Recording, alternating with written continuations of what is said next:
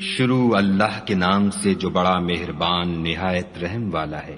اے محمد صلی اللہ علیہ وآلہ وسلم، جو کپڑے میں لپٹ رہے ہو، رات کو قیام کیا کرو مگر تھوڑی سی رات، یعنی نصف رات یا اس سے کچھ کم یا کچھ زیادہ، اور قرآن کو ٹھہر ٹھہر کر پڑھا کرو۔ ہم ان قریب تم پر ایک بھاری فرمان نازل کریں گے۔ کچھ شک نہیں کہ رات کا اٹھنا نفس بہیمی کو سخت پامال کرتا ہے، اور اس وقت ذکر بھی خوب درست ہوتا ہے۔ دن کے وقت تو تمہیں اور بہت سے شغل ہوتے ہیں، تو اپنے پروردگار کے نام کا ذکر کرو اور ہر طرف سے بے تعلق ہو کر اسی کی طرف متوجہ ہو جاؤ۔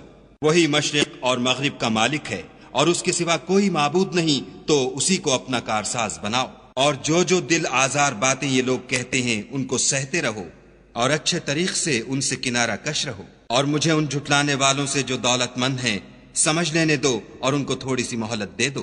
کچھ شک نہیں کہ ہمارے پاس بیڑیاں ہیں اور بھڑکتی آگ ہے، اور گلو گیر کھانا ہے اور درد دینے والا عذاب ہے۔ جس دن زمین اور پہاڑ کانپنے لگیں اور پہاڑ ایسے بھربھرے گویا ریت کے ٹیلے ہو جائیں۔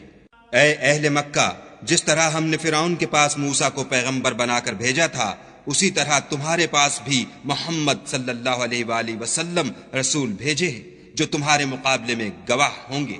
سو فرعون نے ہمارے پیغمبر کا کہا نہ مانا، تو ہم نے اس کو بڑے وبال میں پکڑ لیا۔ اگر تم بھی ان پیغمبر کو نہ مانو گے تو اس دن سے کیوں کر بچو گے جو بچوں کو بوڑھا کر دے گا، اور جس سے آسمان پھٹ جائے گا، یہ اس کا وعدہ پورا ہو کر رہے گا۔ یہ قرآن تو نصیحت ہے، سو جو چاہے اپنے پروردگار تک پہنچنے کا راستہ اختیار کر لے۔ تمہارا پروردگار خوب جانتا ہے کہ تم اور تمہارے ساتھ کے لوگ کبھی 2/3 رات کے قریب اور کبھی آدھی رات اور کبھی تہائی رات قیام کیا کرتے ہو، اور خدا تو رات اور دن کا اندازہ رکھتا ہے۔